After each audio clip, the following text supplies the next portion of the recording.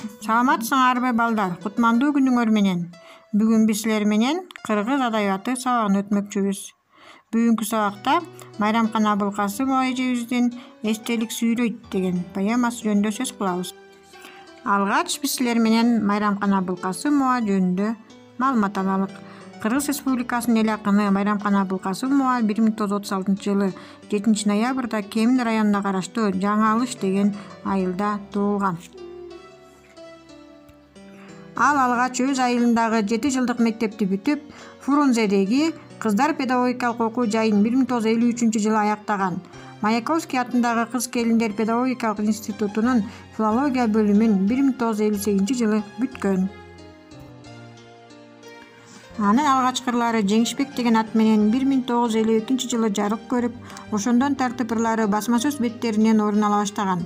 Акындын биринчи ырлар жыйнагы 1961 жылы Кичинекей досторго деген ат менен басмадан жарык көрүп, ага удаалаш эле Чолпон, Быйыл жаздын гүлдөрү көп, Ишеним, Дайым жүрөктө, Аскар, Ата журт, Сен билесиң мекеним, Менин бүтпөс ырларым, Гүлдөр суу сурайт, Ата журт, Дайым көңүлдө, Үшүк аттуу ырлар жана поэмалар жыйнактары басмадан басылып окурмандардын кызыгуусун арттырды.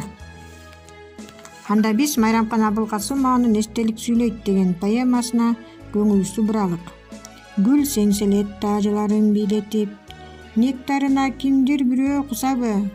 Куштар неге бул тарапка дешип турат учалы? Бактай кыздай бой тирешет, сууга тигип көлөкө, чолпуларын шылдыратат, жел жорголоп жөнөсө. Арасында ушул бактын таштан бүткөн таш дене, таштан бүткөн эстелик турат дайым кандуу күндүн солдатындай томсоруп.